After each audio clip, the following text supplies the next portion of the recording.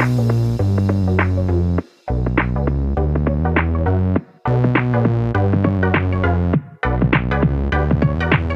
welcome everybody to another episode of Chris and Dave's Reality TV Cast. I'm one of your hosts, Chris, and my co-host and very good friend is Dave. Hey there, Chris, and hello to our listeners out there. Welcome to Chris and Dave's Reality TV Cast.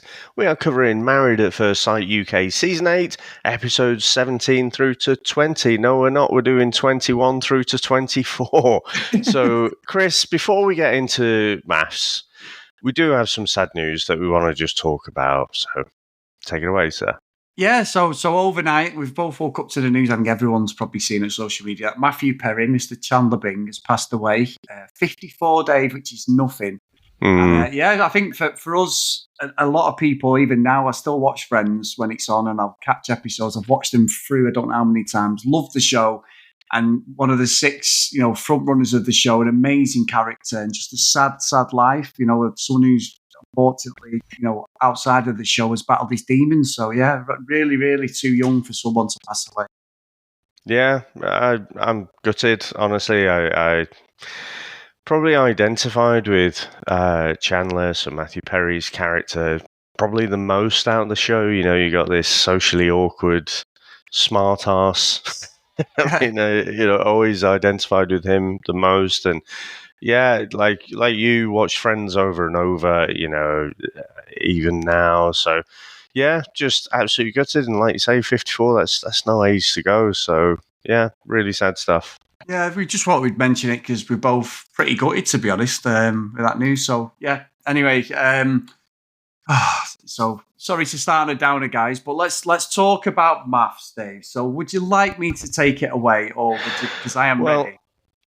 Chris, obviously, we have to change gears a little bit. Yeah. And I think the best way to do that is to ask you what you think about Ella and JJ.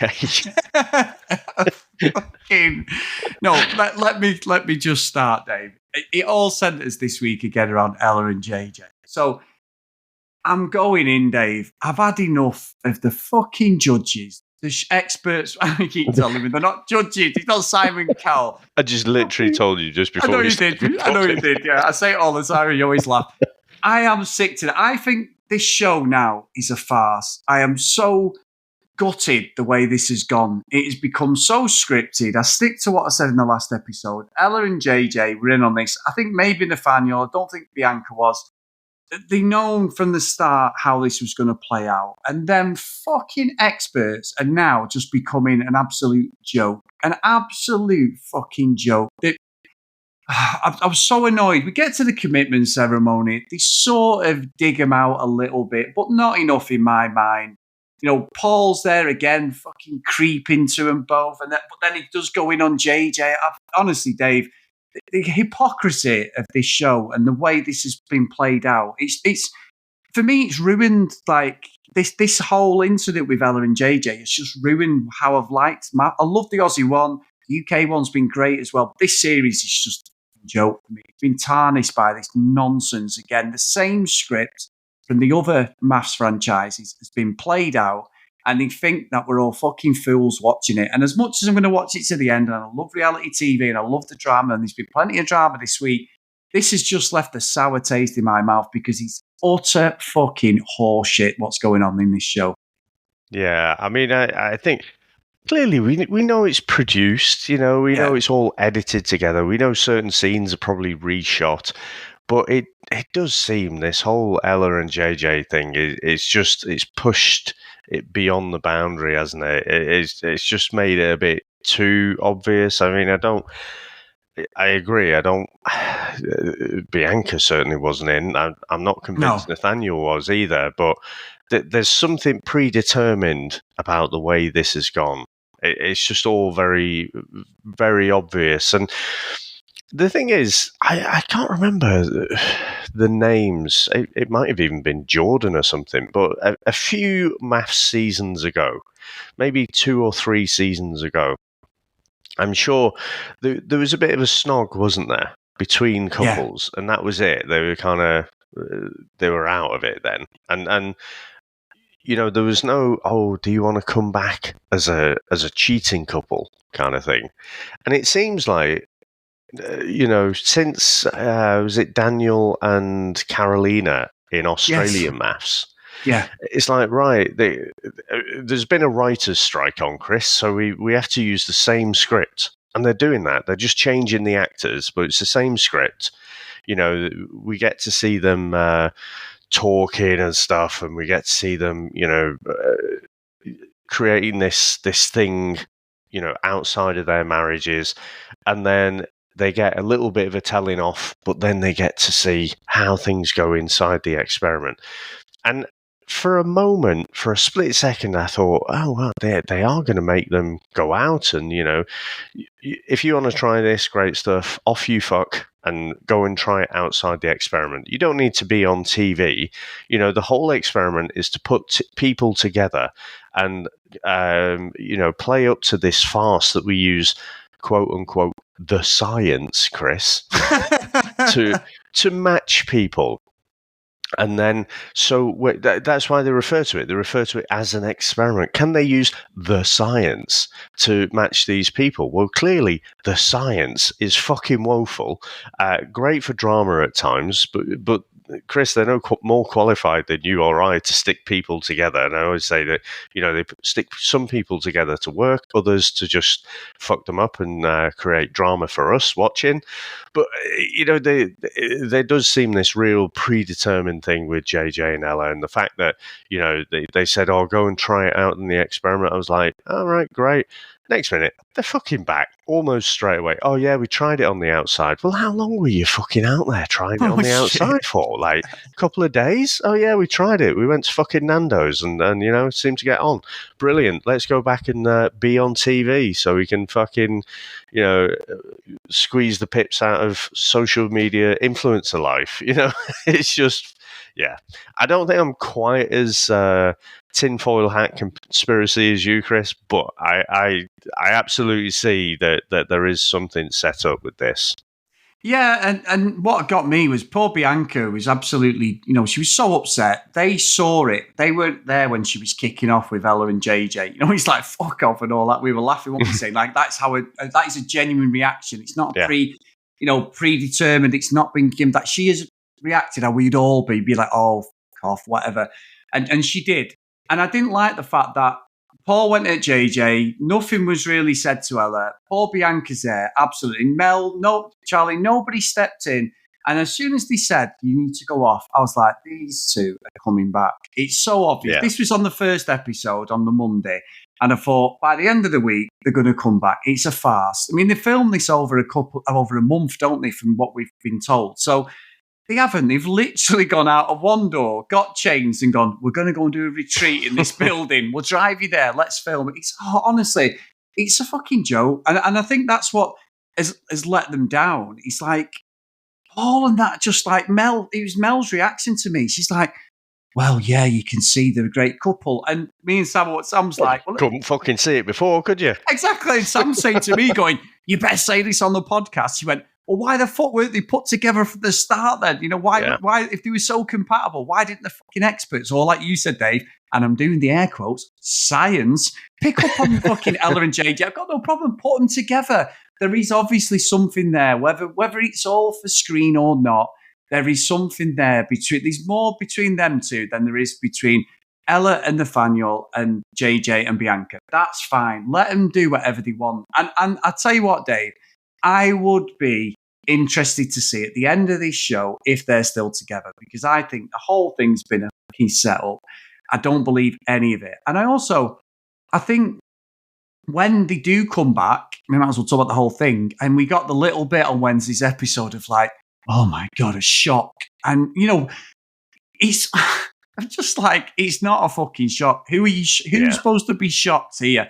I mean, I suppose we can segue off that. When they came in, and it was just like, you could see Erica and Jordan, who have not, Jordan's been very opinionated, and I do want to talk about Erica, but he's sort of said, I think sometimes what the audience are thinking, like, it's just a reward for bad behaviour. That's what you're doing. And there's fucking the experts going, oh, this is fantastic. Mel, Charlene went to speak to them off camera. We don't usually allow it. Fucking bullshit, Mel. From all the other series. Yeah, absolute joke. Now, the experts, like we said, that it could be anybody. None of these three have got anything that, to me, it's an absolute social experiment of let's get the most views, let's just create drama, let's just fake it and become, you might as well just be a soap opera at this point. Honestly, I don't begrudge anybody. If JJ and Ella live happily ever after, then absolutely brilliant. I am wrong. It's part, even though it's the show and the producers are steering in that direction, who are we to comment on that? And I do hope, Dave, that is the truth. And the reason they're together is they are going to be together forever. But I don't believe for a minute that they're even together now. But I would like the romantic side of me to say, you know what, Chris, you were wrong. But because the producers have put their hands all over it, but it's foul play for me. It just ruins the show because I won't believe anything now what we're going forward with this nonsense. I could believe that they're still together now. And I hope so. If you think, but not for the reasons that we want to believe in the show. Yeah. I think you see it with Love Island, don't you? 3 months seems to be the standard now. We used to joke that, they'll be split up before they get to the airport. But the thing is, they come out of Love Island and that's it. They want to be interviewed by this magazine and this paper or whatever, and then they're doing the rounds on, morning television and stuff. And then there's a second tier. There's going to the nightclubs and stuff like that. You can milk this for a good few months after, and you can be, I'm going to do more quote unquotes, together, without fucking seeing each other, like outside of being on screen. So, I can see that they are together. I don't know, Chris, the way it's gone, maybe they were fucking together before. I just, last season of UK MAFS was the best season, I think, by far, and that was, I'm sure we said at the time, but blimey, this is almost getting within reach of, Australian MAFS, which it's the OG, but it's the pinnacle as well. It's the best one. But I think they've just dropped the ball with this. I mean, the sentiment I get is this is not us with, some kind of secret insider conspiracy information. A lot of people are talking about it, aren't they? This is just bullshit, this. And it's just so obvious. Even people who don't normally think about what's going on behind the camera, I think, are calling this one out now. Yeah, and you know what, Dave? And I will say, to sort of backtrack slightly, I don't blame Ella or JJ for doing this. I don't like what's happened to Bianca. If they're asked in a position where they're trying to get a bit of fame, make a bit of a career, get some money in that, and they're asked to play this position, that's fine, but it's the integrity. And I think the worst thing is it completely ruins any integrity you've got for the three experts, Paul, Charlene, and Mel, because it's like you are going to the camera, and it's like that spiel, isn't it, where there's a PR thing, and it's like a politician. No matter what happens in like the Tory party in the UK, they all back each other. Even when you know it's wrong, they will come out and go, fantastic, that is a great policy. And everyone else is going, are you actually for real? But it's the people who pay your wages. It's supposed to be your job. We all do it. You've got to toe the line and that. And that's what I think, what my issue is. It's not with Ella and JJ. Even though I think morally it's wrong if we're going with this is a real thing that's happened. However, it's the producers, it's whoever's making the show and the experts, because they're not being true to themselves and just playing the audience. And that, look, we call that reality TV. That's what we're here for. I'm quite hot on this, but I just think it's taken a little bit away from MAFS for me by doing this last couple of weeks, because it was so obvious how this was going to play out. So yeah, just sad, really, I think. Yeah, I mean, I do think they're bellends though, Chris, but they're not on their own. Yeah. I honestly look at this cast. And I think, God, I don't think I like any of you. I mean, I think Roz and Thomas, actually, are probably the one couple I probably rooting for now. I know I called Thomas a Tory, didn't I, right at the start? And I do think, I've sort of warmed to him a little bit. But, there's just so many fucking bellends on this show. Chris... when JJ says he likes girls who've had work done, I mean, I guess we were thinking a bit of Botox. Maybe it was more than that. Possibly, yeah. Yeah, possibly. Yeah, maybe that's maybe. It's just crossed my mind. That's all. Yeah. So in they were quite deliberate in that initial pairing, weren't they? About pairing Ella with Nathaniel, and Nathaniel's self-declared pansexual, and so they've intentionally paired people at the start there, and I don't know. I just wonder, just in terms of not necessarily being scripted, but set up. To happen this way. Yeah, possibly. I mean, we've got a great email we'll read out later as well from a listener, and pretty similar to what we're discussing. And I think you're right when it comes to like all the contestants and that. I mean, Jordan has got a load of stick this week. Some of it he's putting his foot in his mouth. However, he's only been honest, and fucking George for some reason can get away, and the OGs can get away with calling anybody out. I think George is an absolute bellend, and I think he's been out this week. He's had a go at Laura. He's called, this Laura and Arthur situation. He's called out like Jordan. He's had a go at various people. But, oh, no, you have a go at him and Peggy. And I think Peggy this week has been awful, Dave. I think she really has. I think that the way this situation has gone with George, she's absolutely playing up to the camera. What do you think of that, Dave? Because I have got my views on that, but I do think I've just had enough of listening to her moaning. It might be a longer episode today, because I think, like I say, I just don't think I like any of them. There we go. Yeah. Thomas and Roz doing really well, like where they're going. Let's put them into the corner now. Let's go through all the other couples. Yeah, nice, right. Yeah. George is a bit of a bellend, right? And the way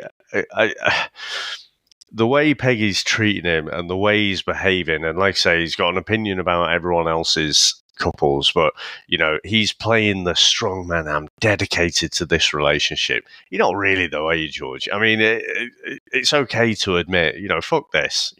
I'm not working at this anymore. Peggy has just been too much. And what a massive fucking hypocrite, Chris, because she sees this video. And if anyone hasn't seen it, just Google MAFS George video.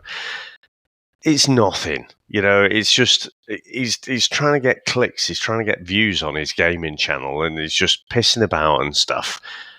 And she sees it and shocked, Chris. Shocked. So much she's going to storm off in her ripped jeans with her arse pretty much hanging out. No, I was thinking that. Yeah. She's slagging him off, the irony. Showing as much as George is, but she is outraged at what George has done. It's like he might as well be beating off on camera, like what he's actually doing there. So, yeah, it's just fucking a joke. And she, what I find quite amusing, Chris, is she seems to have this opinion. And I don't know, she's almost gaslit other people in the group to believe in it as well. That like, oh, well, everyone likes me, but they think George is a bit of a see you next Tuesday. And I'm like, yeah, pretty sure at least half of them don't like you either. But she's managed to, over the course of the week, like brainwash people into thinking, well, George is the problem, really. If it wasn't for George, everyone would love me. But I don't see it that way at all. No, and you know what, Dave? We were talking about this before the podcast. I have got a theory anyway. The George video, from someone who used to game stream and everything, and knowing the platforms that you've got to use to game stream, I think that's fake. I don't believe any of that storyline. The way that video they showed Peggy, I think George has filmed that afterwards, and they've said to him, because them icons he had on his face of like these fucking baguettes in George's face, you can't do that. I know how to put the software on and double screen and everything. I did that for a long time. It's bullshit, Dave. I'm calling that whole thing, this whole interaction, fake. Who in the production decided, let's have a video of you squatting? She's going to be outraged. I think it's nothing. The video is absolutely, I totally agree. He's wearing like a Tarzan leopard print outfit. He's doing squats in it. He's not like he's got his balls out or anything like that, is he? He's just being silly. He's messing about, but I don't believe the video, Dave. I think it's something that they filmed for the show. Whether he's done something like this, I don't know. But that video did not convince me that he's even doing this as a storyline, because I still think it's utterly ridiculous that she's outraged about him doing squats on screen. I just don't get it. I mean, if he was doing fucking squats on a fucking dildo or something, then fair enough, she can fucking complain. But he isn't, for fuck's sake. So I don't fucking get it. I don't get it. I think that's all bullshit and predetermined for the show and everything. I don't believe it. See, I'm going to come down on the other side of the fence there. I do think, he probably has a gaming channel. I'm sure it wouldn't be that hard to find out, and it wouldn't be that hard to go, check out his videos. I'm not going to do that. I've seen the video, but through other like media sites and stuff. I think it would be foolhardy to try and set something like that up, because when you put your videos on YouTube or whatever platform it is, they're time-stamped.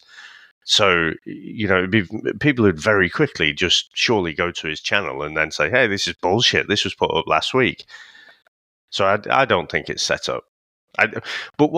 So here's, and I think the reaction is probably believable as well, because if you think about it, before Peggy had seen the video, she was already told how to behave by her sister. Her sister had basically conditioned her that this was, very morally questionable, and she should be outraged by this thing pretty much. And so when she actually gets to see it, I don't think it's like if you saw some random video, and you analyze and digest it right there and then.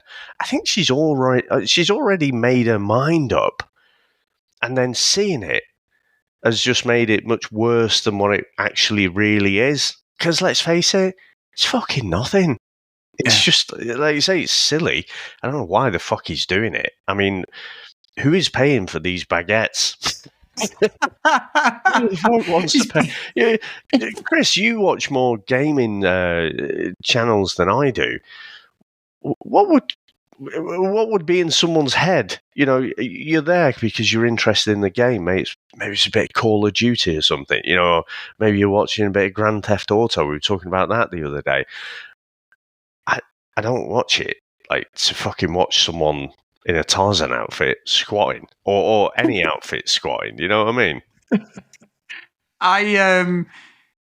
So you can have tiers and stuff like that, and basically all they're doing is watching you play video games. So you interact on the camera. You're a personality. Obviously, George is quite extrovert.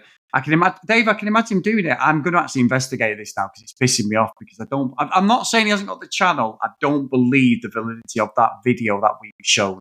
I think that's been made afterwards in a setup that he probably does. But I will investigate. I'm happy to eat humble pies. Here we go. Wrong. Chris Phelps investigates. He's on the case, at least for the next 5 minutes. Yeah, I'll do one Google search and come to my conclusion, Your Honour. But anyway, let's see, David. Now, let's move on before my integrity gets questioned as well, David. So, Erica and Tasha fucking hate each other. I was sort of initially, I thought Tasha was being a little bit harsh. I think Paul's a really good guy. I'm not a big fan of Tasha. However, they're both a pair of bellends. Erica's not a good person. She knows how to play to the audience. She's a wind-up merchant. She's got an opinion on everything. I know her and Jordan, and we'll talk about Jordan, but I don't like either of these two. And I think just let him fuck it. I was sticking up for Erica. She don't deserve to be stuck up for nowadays. It's just a pair of bellends, these two. Yeah, Erica does my head in. I mean, I think I said last week, maybe someone will call me out if I wasn't, but I was pretty on the fence, because Tasha was more obviously, over the top. But Chris, do you not think this is really quite like Olivia and Dominica? Yeah.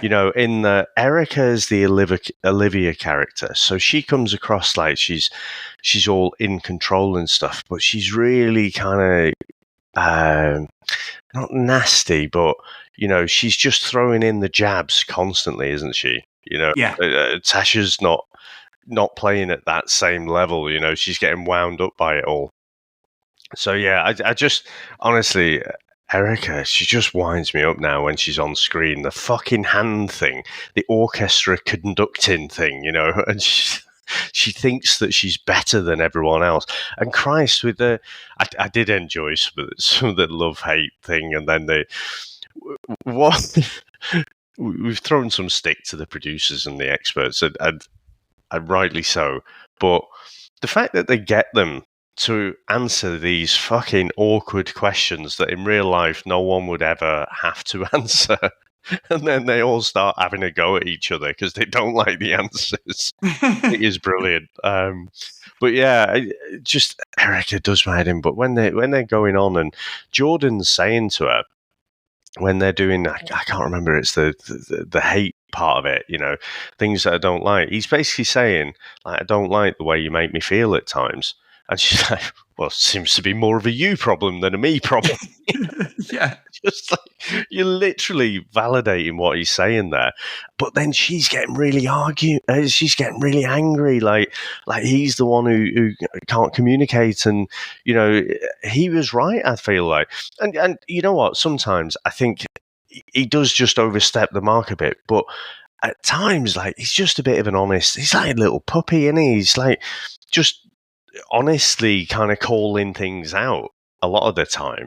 Now, I think it's when he cuts people off that I think he oversteps the mark. But, he's saying, well, it's all about me and stuff that I've worked on.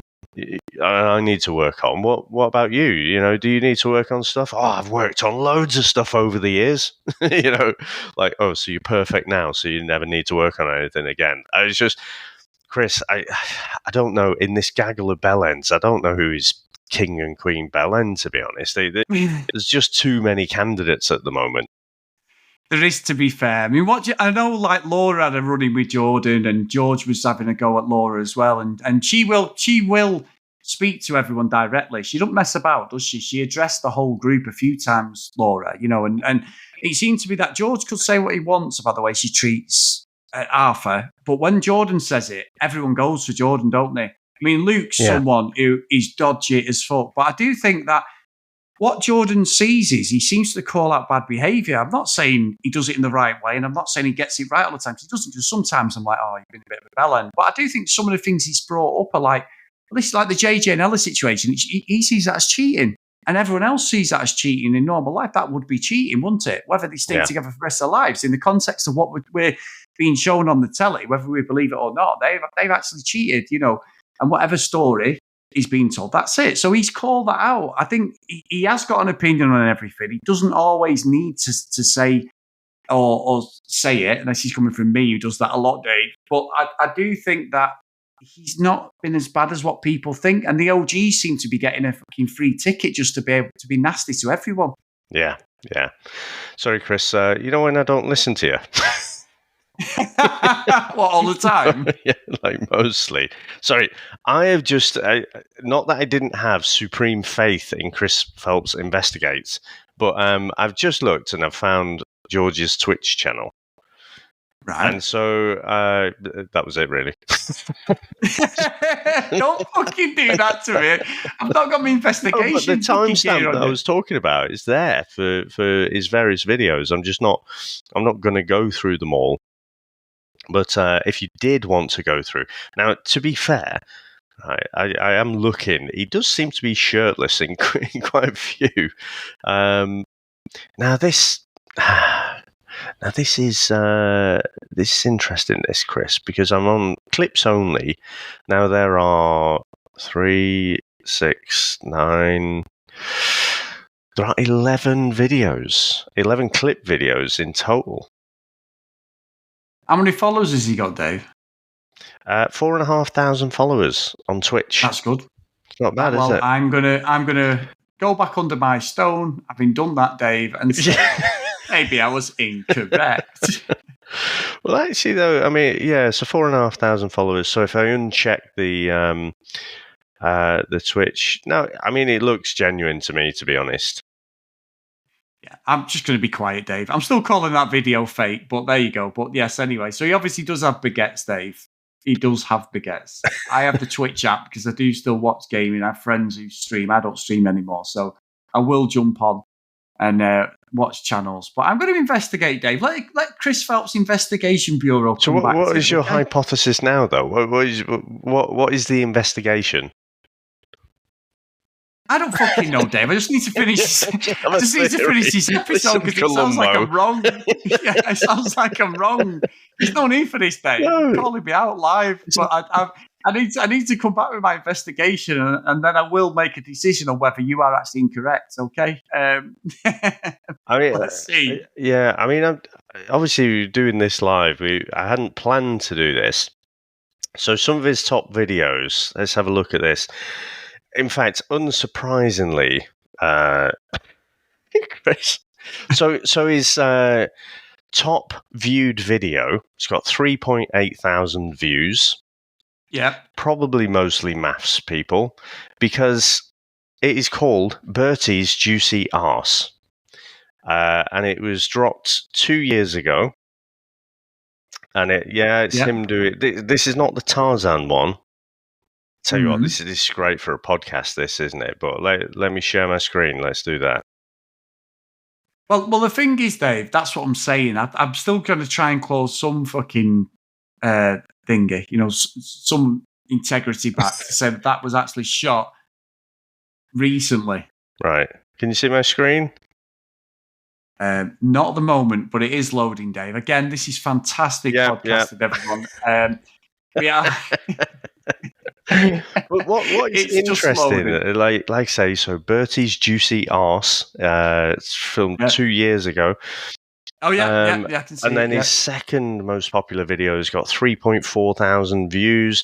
That was 3 years ago, and this is labeled French Twerky. Oh my god! And then some of it, you see what I mean? Some of his other videos, he's obviously shirtless. Oh, you know what? As well, the icons are on the go up. The icons that you said couldn't possibly be there. Yeah, those ones. Well, Dave, I'm just going to say what everyone else is thinking and simply say "fuck you." All right, Dave. So let's move on. Yeah. So sorry, I Oh no, you've done it now. That's it. Now it's fuck. I'm when I say sorry, I don't mean genuinely sorry. Yeah, not to me. I know you don't. Yeah. No, so I apologize. It was just bugging me. I thought, well, surely the stuff is there. It's all out there. And there you go, George. Extra few clicks for you there. So, Chris, who were you asking me about before? That's it now. I'm done now. Let's just finish the podcast for today, Dave. No, Luke and Jay. So obviously we've had this thing for ages that Luke, gets himself in trouble on the show. We're finally going to see it by the looks of it next week. There's somewhat dodgy about him. As soon as he was under the cosh a bit by some of the comments he said about Jay, basically saying that, he would cheat on her. And he did say that because when she confronted him, and fair play to Jay, and I think Jordan that had told her what was said, and this is where this is obviously all going to come down between Jordan and Luke. He's lying. You can clearly see he is lying. He's like, no, I was talking about a general setting. Yeah. And I'm like, fuck me, mate. You're going to have a nose bigger than mine soon. That fucking Jackanory you're trying to pull off there. He's been caught out being fucking sly. And obviously it must be the downfall of him in the next few episodes. But I don't like him at all. I got it wrong at the start. He's a fake nice guy. And there's just something really dodgy about him in my eyes. Yeah, I think with him, I think he comes across, and just, again, a theory, but he's been on something else, hasn't he? Was it Celebrities Go Dating or something like that? Yeah. But I think he's working really hard to be the nice guy, but he's not. And he's struggling to keep up that mask. I just think the stuff that he was saying about going off cheating, I think this is, it's just not a normal thing to hypothesize, is it? I don't think, and this is where, Jordan catches it from all angles, it seems at times, but it's because other people are being dicks and he's just calling it out rather than biting his tongue. He's actually calling it out. That's why are you even thinking that? Oh, just shut up. So, it's made out like it's Jordan's problem. No, it's not. It's Luke's problem. And I think it was, you know what? I missed what Arthur said at the dinner table. He said something, didn't he? Because Luke had gone off and then, he was ill apparently. And then Jay was sort of sat there on her own, but Arthur made some comment. I just didn't catch exactly what it was, and everyone was like, "Oh no, too much." And then she started having a go at him, and he ends up going across and giving her a hug, and then she goes into fucking, Bertie Big Bollocks, then, doesn't she? No one's pushing me around, Yeah, I don't know. I think Luke has just gone on there with a mission, and I'm sorry, Jay, but whoever he was paired with, he was going to be madly in love. He was going to be a nice guy. He was going to make a career out of this after. That was the plan. But he's just not been able to keep it up. Yeah, I think so. And let's see. Like I say, there's plenty to talk about. Look, Dave, I'm still going to watch it to the end. I love the drama. I love the way this is going to go next week.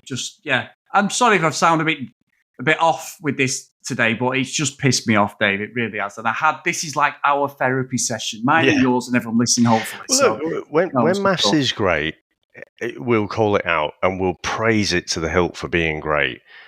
But at the minute, for several reasons, it's not. It's still, watchable, and we're still enjoying it. It's that love-hate thing, isn't it? But yeah, it has taken, the gloss has been taken off a bit, I feel. Like this last couple of weeks, it's just wobbled a bit, hasn't it? And the last Australian season, every Australian season is brilliant, it seems, but the last UK season was really good. I just think this has dropped below par again. Yeah, I think so. So anything else before we go, Dave? I'm trying to think. Have we been through all the couples? We must be missing out some couples, mustn't we?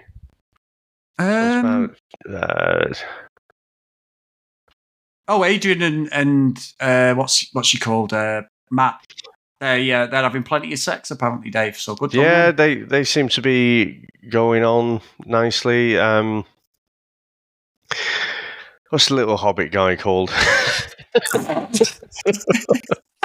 He was pissed off over something, wasn't he? Little hobbit guy. The hobbit with turkey teeth.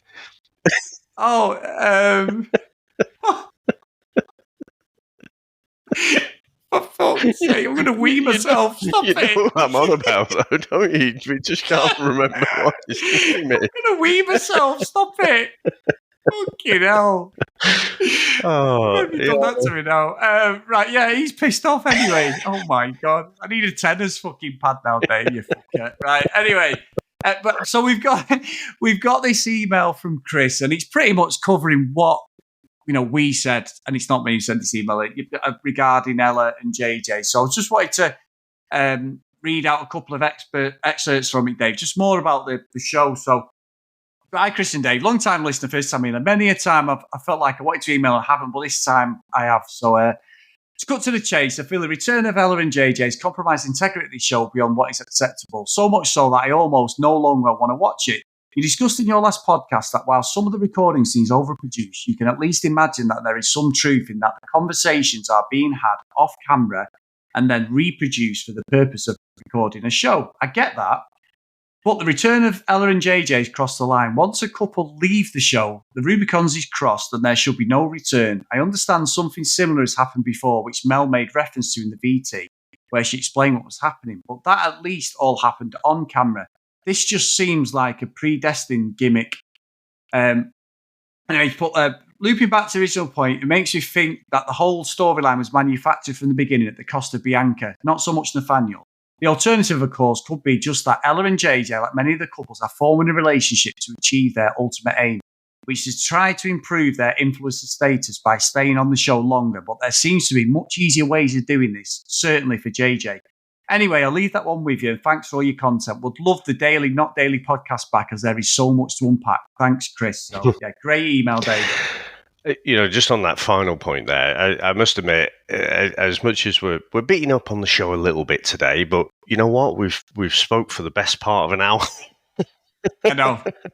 And we were talking about it before. Yeah, so after an episode, I'm chomping at the bit, but it's just really difficult for us to get together at the same time at the minute, apart from, like I say, at the weekend. So the kind of weekly format is in place at the moment, and who knows what will happen in the future. No. I guess I mean we touched. I probably should read the emails before, Chris, but we touched on a lot of this before. I think it's kind of it's what we were saying, isn't it? That probably a lot of it is predetermined. So it's like the wrestling, isn't it? You know, not every move is worked out before they go into the wrestling, but you know who's going to win. You know what the outcome is going to be before you get into the ring. So, yeah, I think it's like that. I think it is set up. Well, Dave, you say that. We've just had one of the biggest robberies ever, actually, with Tyson Fury and Francis Ngannou. And I'm a massive MMA fan, stroke boxing fan, more MMA these days. I've been for about 15 years with the MMA. And absolute farce, Dave. So that was more scripted than what we've watched in MAFS this week. How Tyson Fury won. What happened? I've seen some of the fallout from Twitter on that, or X. You know what? It's Twitter. It's always going to be Twitter to me. So So what happened? Was it just completely set up? Was he robbed or what? So the thing is with this, Dave, what's bad, and I watched it, intrigued. When Conor McGregor fought against Mayweather, you've got like the UFC lightweight champion against like one of the best boxers ever. Conor McGregor was bigger than him, but ultimately he got beat, and that should always happen. A professional boxer will always beat an MMA fighter in boxing, as an MMA fight will beat. Well, it's like a cricketer or a rugby player. Like what's just happened, he's like a rugby player going and playing up front for United or Liverpool and scoring. I mean, we could probably do with that as a United fan. Dave, or Usain Bolt trialling out for Man United. Man United, that went well for him. But it is a crossover. Obviously, they're in the same sort of wheelhouse because Francis does do boxing as part, but it's a different stance, a different sport completely. You could kick you, they could submit you, whatever. And he'd never had a boxing match. So Tyson Fury, and everyone's been saying it was a farce, said he should have run over him. First round, beat him. Francis Ngannou's a massive guy, 6'6". He's a big guy, and Fury's bigger than him. But he's been trained by Tyson. There is no way. And I tell you what, Dave, it ended up being a professional bout about a couple of hours before they sanctioned its professional bout. He gave Tyson Fury more of a fight than anybody has, other than when he's fought Deontay Wilder. But Fury was all over the place. He knocked him down. Francis Ngannou knocked Fury down and beat him on points. But the problem, I should have beat him on points, but the problem was they'd already signed Fury's next fight in Saudi Arabia, where all this is here, where all the money is, because every single boxing MMA champion flew out there and paid and just had pictures took all week. You've had, honestly, Dave, you've had a who's who of boxers and MMA champions. It's unbelievable. As someone who loves both sports, more MMA, it's like I have geeked out watching all like my heroes there and everything. And it's just a farce, an absolute farce. And you knew it was going to be a split decision and Fury was going to win. And there is not a judge in this world would have scored it like that. Well, boxing is just rigged. So it was, honestly, it was a class. All we needed was Paul to come on and go, well, tell me about it, Tyson, how you got here. You know what I mean? It was a farce. Honestly, I wouldn't even watch it again. It was just, and Ngannou was brilliant, and he can box, and he caught Fury over and over. He beat him clearly by 4 or 5 rounds. It's an absolute disgrace. Yeah. So the scoring was the rigged bit, you're saying? Yes. In your humble 100%. Opinion. In my humble opinion, of course. Yeah. Allegedly. Allegedly. Yeah, I can buy that. I could also buy that. I mean, Tyson Fury, I mean, he is a monster, isn't he? But he's the sort, once he's single-minded about something, you know, he really puts his mind to it. And, you know, that I'll never forget that moment when he got sparked, you know, he got clocked by Wilder. And you're thinking, that's it, game over. And he rises up like the Undertaker or something. Oh, it's brilliant. Just like, wow.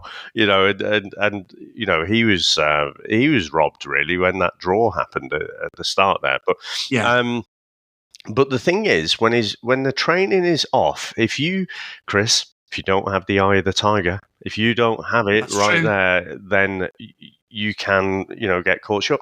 Look at probably going off on one. Everyone's probably falling asleep now, but fucking Buster Douglas and Mike Tyson. I mean, Mike Tyson was an absolute machine, wasn't he? Just taking everyone out. No one, absolutely no one would have seen that result coming. And it shouldn't have ever happened, but Tyson took his eye off the ball, wasn't training properly. So, yeah, I can believe that. I'm going to have to watch it now. But yeah, it sounds like he was off his game. And then, but, there's too much at stake, isn't there? For it's all the money that's involved, isn't it? So, yeah, interesting. I have to go and watch it. Yeah, good. The Saudi Arabia money's there, that's why. But anyway, totally off the subject of reality TV, so apologies, everyone. Well, massive sounds like not that much. Yeah, not that much, to be fair. Yeah.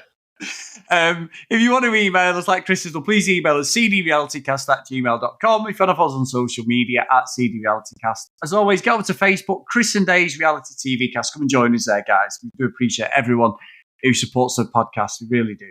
As always, if you do want to support us a little bit more, please get over to patreon.com/cdrealitycast. So the roll call of honour is, and a massive thank you to Kent Gustafsson, Lucky Lily Green, Lauren, Susan, Dee Dee, Katie, Libby, Joanna, Noreen, Chloe, Helen, Keith, Gillian, Zoe, Maggie, Kate, Megan, Cassie, Fiona, Emma, Nicola, Helen, Larissa, Amanda, Kim, Caroline, Danielle, and our latest and newest Patreon, and thank you for your support, is Nick. So thank you so much, Nick, for supporting us. We really appreciate it. That is awesome. So thank you very much, guys. Thank you very much, sir. I mean, this has been a proper therapy session this morning, hasn't it? And I feel good now. Can go and have a lie down now. But thanks to everyone out there for listening. Thanks to all our supporters, and we'll speak to you next time. Bye.